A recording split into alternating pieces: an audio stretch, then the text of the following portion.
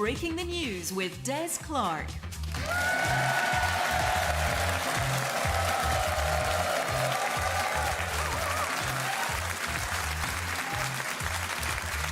I am Des Clark and this is Breaking the News, the show that breaks the week's news and asks four opinionated panellists to put it back together again. And once again, we're joined by some of the best comedians currently on the stand-up circuit. On my right, we have Stuart Mitchell and Jambi McGrath, and facing off against them are Crystal Evans and Glenn Moore. In the news this week, an RAF veteran who broke his back while serving has climbed the equivalent distance of the world's 100 tallest mountains on his home staircase. His wife said it was a marvellous achievement, but that he still hadn't taken up those loo rolls she left on the bottom stair.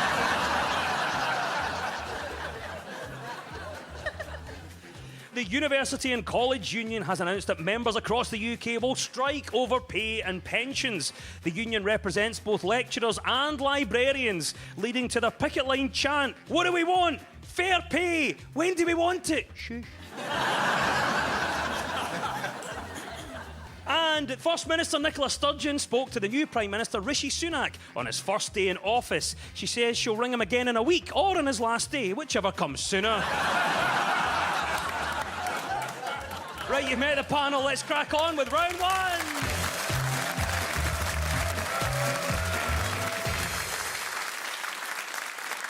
This is the Broken News round, where our teams have to guess two major stories of the week that have been mashed together into one single news headline. So, Stuart and Jambi, can you tell me what the first story in the mashup is? Energy costs have led to a new Prime Minister, which only seems to be getting worse. Rishi Sunak was invited to form a government in a meeting with shoppers in Glasgow this lunchtime. In his first speech, he said that he's been chosen as the new Tory leader to fix 17% of Liz Truss's mistakes. Any ideas what that might be, Stuart? This is the news that a new Prime Minister has been sworn in, and he certainly was sworn in my house. And that is exactly the right answer. Well done, Stuart. Yes, Rishi Sunak has become the third UK Prime Minister in 7 weeks after winning a Tory leadership contest triggered by Liz Truss stepping down. Now, Rishi Sunak is the first Prime Minister from an Asian background, the first Prime Minister with immigrant parents, and the first Prime Minister who can fit through the Downing Street cat flap.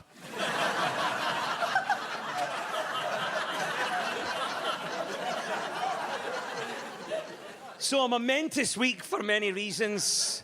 The biggest week in British politics since last week.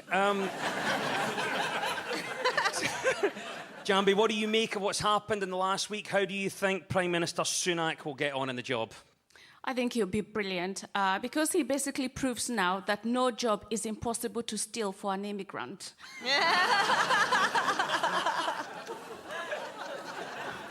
That's what it is. It's inspiration. In terms of what's been happening this week, Glenn, Prime Minister Sunak has been sworn in. How do you think Rishi Sunak will get on as Prime Minister, Glenn? I think one of the main things he said is I think he wants to sort of steady the boat, and he says he wants consistency. And I think the most consistent thing he can now do is step down after 49 days.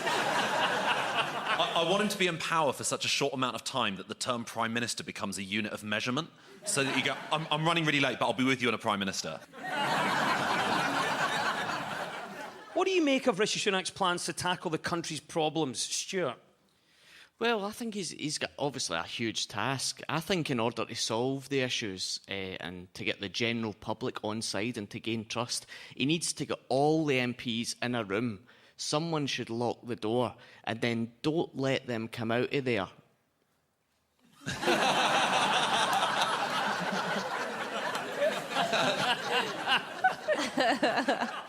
So there we go. Rishi Sunak is in the job as new Prime Minister. He said it is a challenging job. Of course it is. But I want to find out a bit about our panel. What have been their most challenging jobs? Crystal, what has been your most challenging job?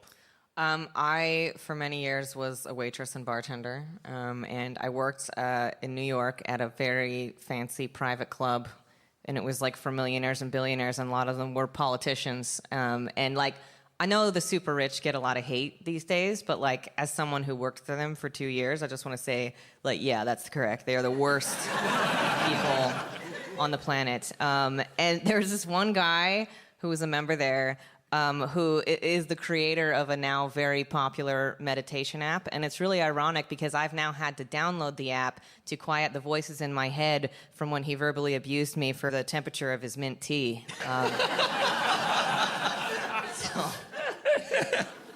Stuart, what was your most challenging job? Well, something that's ongoing at the moment that's been a challenge is finishing a product I bought recently, because I realised that there's been 4 Prime Ministers since I last purchased a roll of tinfoil for Costco. Glenn, what do you think about this? Rishi Sunak obviously taking on the challenging job of Prime Minister. What was your most challenging job? The hardest thing I ever found about jobs was not being able to get the jobs that I wanted. I think I had big aspirations as a kid. Like when I was about 5 years old, I used to sleep in a race car bed because I wanted to grow up to be like my uncle because he sleeps in his car. And I think I applied for a lot of jobs in like my teenage years and early 20s. I applied for like shop jobs and office jobs. I applied for a job at IKEA because it's good to get your foot in the Florgenstlau. There have now been so many Prime Ministers recently that the guy in charge of Downing Street Portraits has just chucked it and left a photo booth in the cabinet room. Yes, well done. Rishi Sunak becoming the new Prime Minister of the UK is the correct answer. Stuart and Jambi, you get 2 points for that. And now to you, Crystal and Glenn, what was the other story we were after? Oh, it's just the cost of living crisis. Price of everything is going up. That's the right answer, yes. It is the news that with inflation at a 40-year high, ONS data has revealed that the price of pasta, tea, chips and cooking oil has gone up by 65% in the past 12 months. In fact, the price of a portion of chips is now so high, Interpol's most wanted is a seagull operating in the Aberdeenshire area.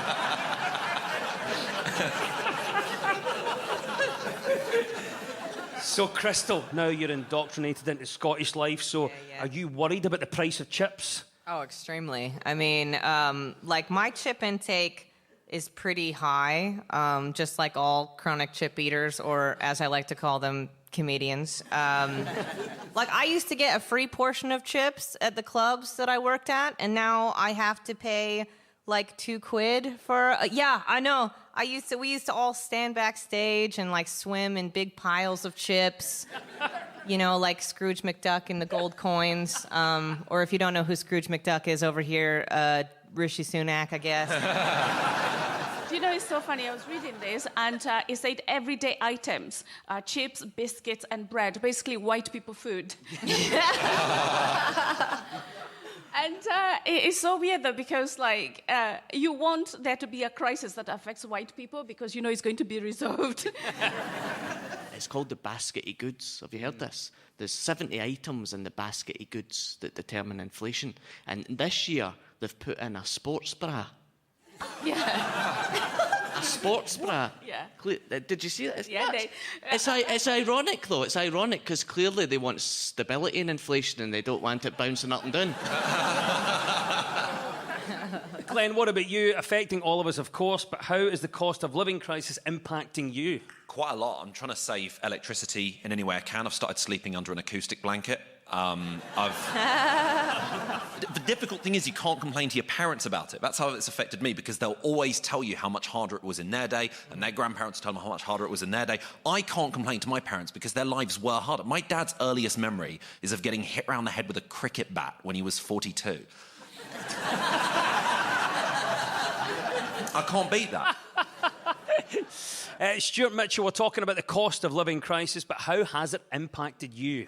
I guess just like the audience, the only reason they're here is because it's cheaper to sit in here than in the house.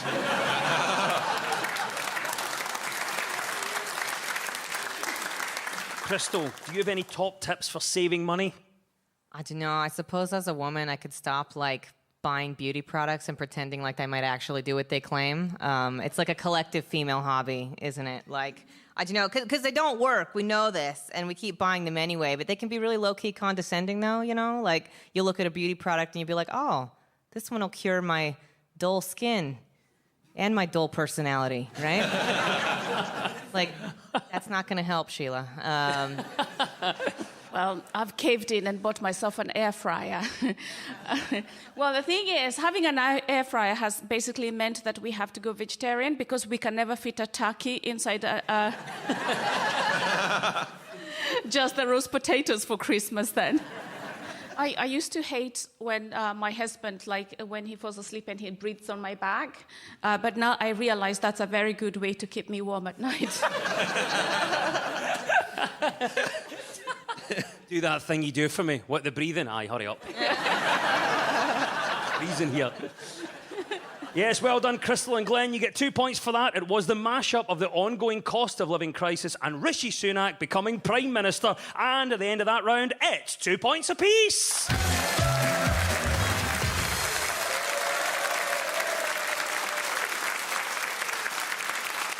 Now, much of our news is about public opinion. So this week, to find out what people are talking about, we've spoken to columnist and presenter Alistair Heather and three-time Olympian and double Commonwealth Games champion Hannah Miley. So, Crystal and Glenn, what story do you think Alistair is on about here? I feel like a chicken reading that the egg farm is expanding my coop by about an inch. Health concerns is what they say is driving the changes, when it's actually the fact that after 3 years in the house, you've nae desire to be within 10 feet of your stinking colleagues and their hacking chat. The British Council for Offices has said that office conditions are too cramped and that office workers need more space. That is the right answer. Well done. That is indeed the news that the British Council for Offices have updated its guidance post-pandemic and recommended giving employees more space in the workplace to increase comfort and productivity.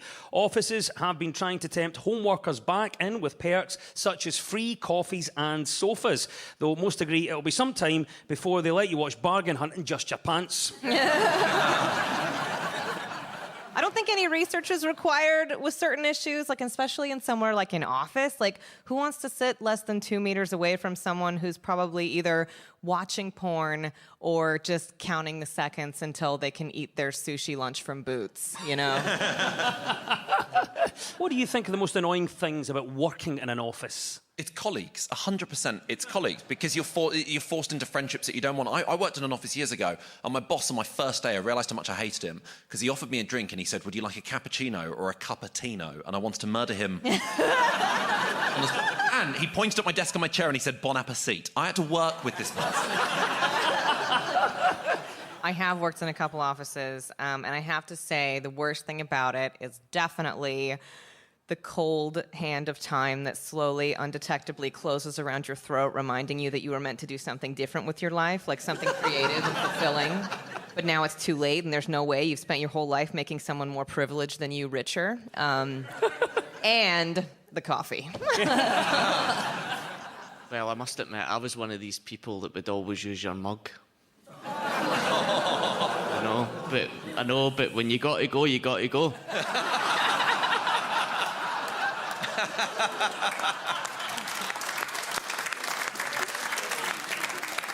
Jambi, what do you think are the most annoying things about working in an office?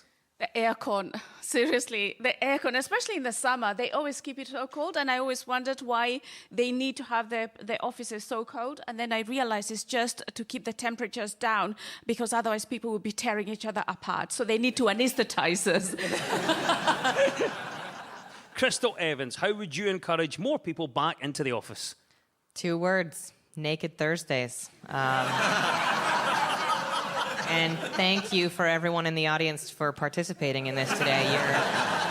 You're all beautiful snowflakes. It makes Dress Down Fridays more confusing because I go, where do we go from here? Yeah.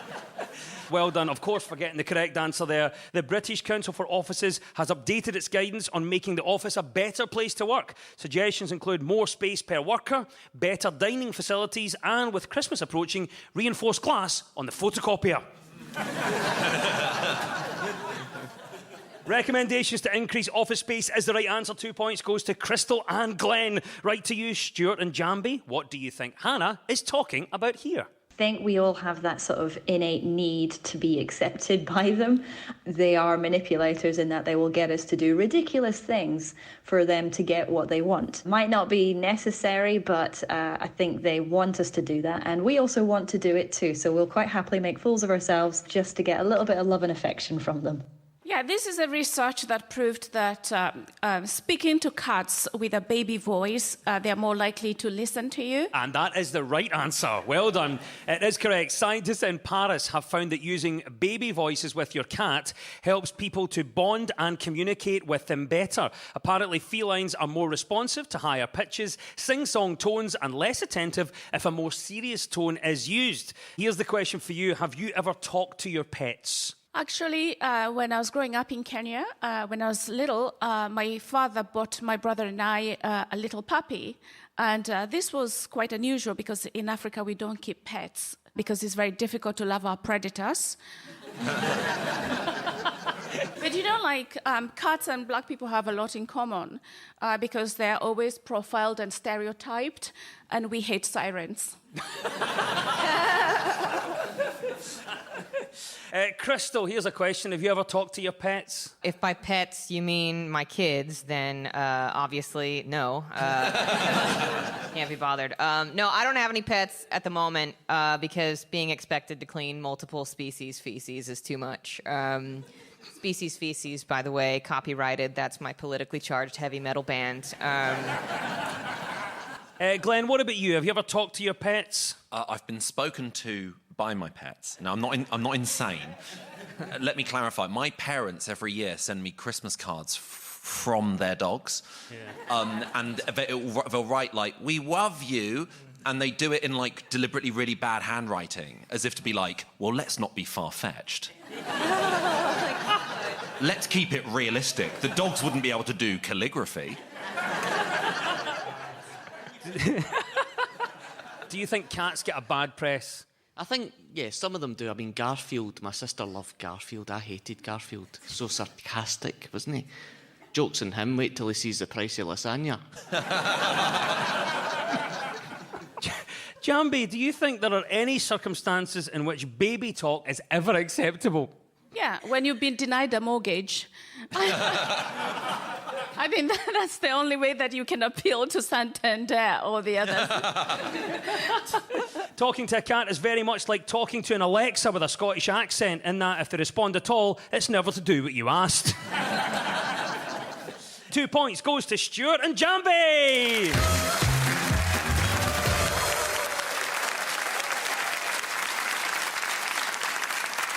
You're tuned to Breaking the News on BBC Radio Scotland with me, Des Clark. Now, this round is all about who's in the news. So I will play you a clip of a mystery person. All you have to do is tell me who it is. Stuart and Jambi, you're up first this time. Who is this? It's one of the only roles you can really say you are that character forever. You know, we still always associate the previous doctors with those roles, and that's what an honour that is. So this is Jodie Whittaker has left now. She's no longer Doctor Who.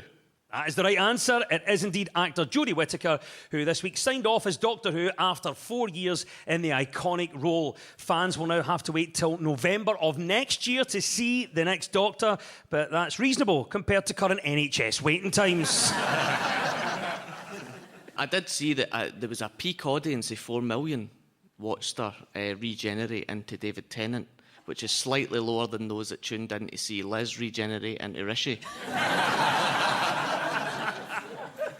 I thought she was great, but I wouldn't watch Doctor Who a lot. I'd only watch it at Christmas, like on Christmas Day, because it's quite nice to watch what everyone else in the country is watching. There's something nice and communal about that. So, you know, Doctor Who comes on and you think, oh, watch Doctor Who, and then EastEnders comes on and you go, oh, watch EastEnders, and then Mrs. Brown's Boys comes on and you go, oh, there's a limit.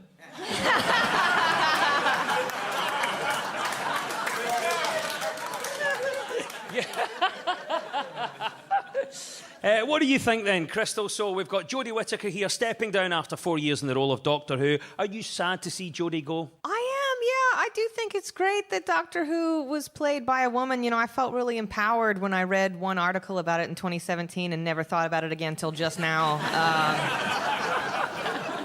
Oh, that's brilliant.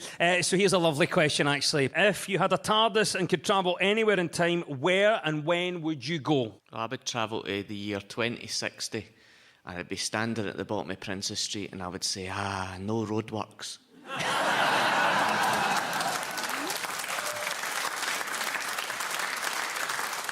There's a very optimistic Stuart Mitchell there. So what about you, Jambi? Let's picture the scene. You've got a TARDIS, a time machine. You can travel anywhere in time. Where and when would you go? Well, being a black African, I would avoid the 17th to the 19th century.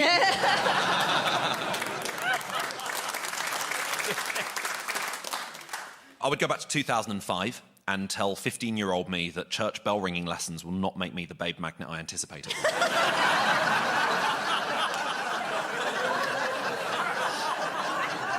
Wow. Come on, Glenn. One a week, every week for 2 months, yeah? Wow. Yeah. They start you off on the basics, sort of like 1 o'clock.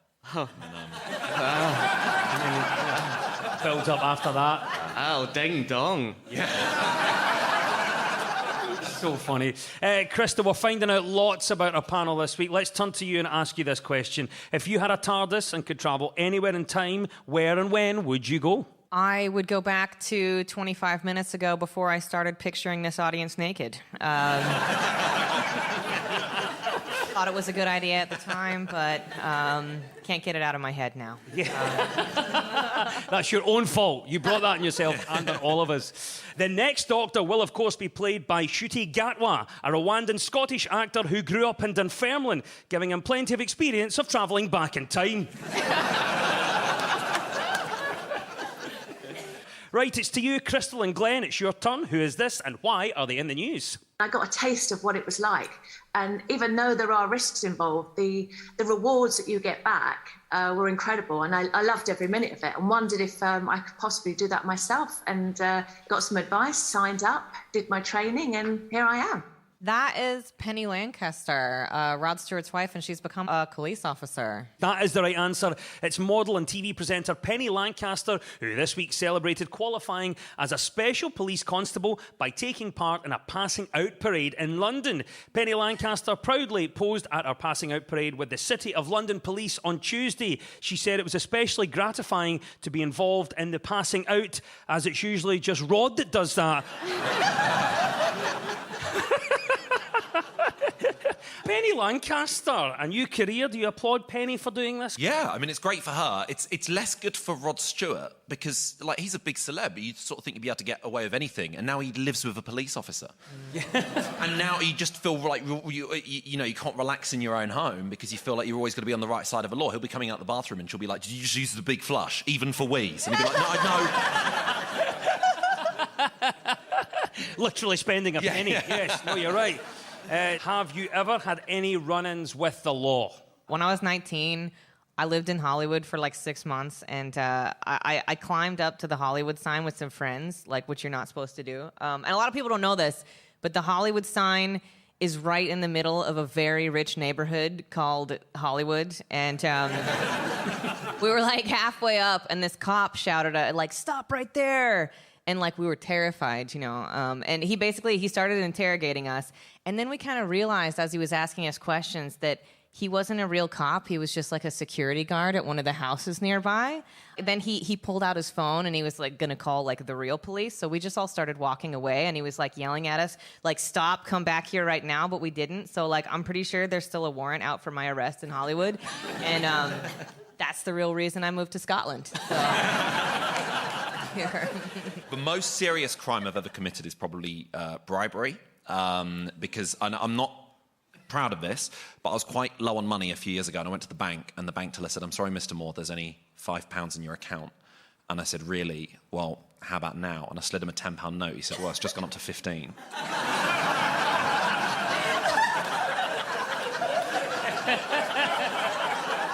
That, ladies and gentlemen, was the principle of Kwasi Kwarteng's mini-budget. Jambi, we're talking about Penny Lancaster becoming a police officer, but be honest, have you ever had any run-ins with the law? I mean, being a black person, I don't want to say anything. Stuart Mitchell, have you ever had any run-ins with the law? So it's the run-in with the counter-terrorism unit. So when I first started comedy, I had a Bible that went on fire. It was a prop, and I would open it, and a flame would come out, and I left it in a hotel in Cardiff. And I got an overnight bus to Gatwick Airport, and little did I know that the police in Wales had contacted Strathclyde Police, who kicked the door down in my flat, got my flatmate up against the wall, and he proceeded to say he's actually about to get on a flight. So I booked in at Gatwick Airport, and literally about 4 officers just grabbed me, dragged me into a room, made me do my set, giggled at my jokes, and let me free.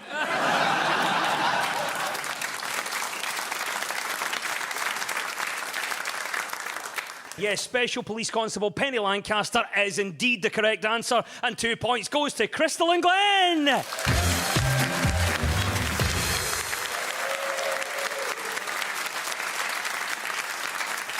And it's time now for our final quickfire round, which is all about deciphering the numbers in the news. So I'll read out a headline. All the teams have to do is fill in the blanks. Get ready, teams. When we run out of time, you'll hear this. Look, people make mistakes. That's James cleverly there, unveiling the Tory Cabinet's new motto.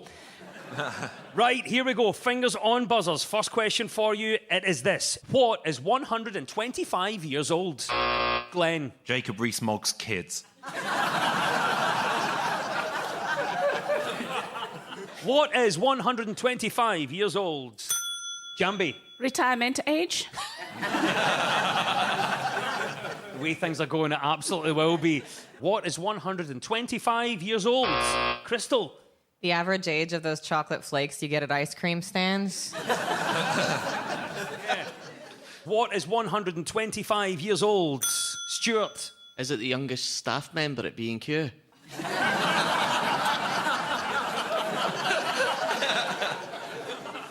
I remember when this was all trees. The answer is that Dracula is 125 years old. Look, people make mistakes. Oh, there we go. That's it. That's our klaxon. James has cleverly. That means it's all over. And at the end of the quiz, our winners this week are Crystal Evans and Glenn Moore.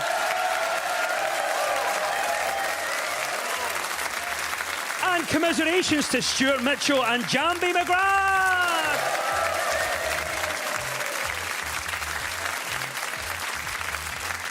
And we'll leave you with the breaking news. Breaking news just in. Edinburgh Castle, Stirling Castle and Glamis Castle have been identified as the top 3 most haunted places in Scotland. Researchers said the main challenge was convincing ghosts to fill in the survey.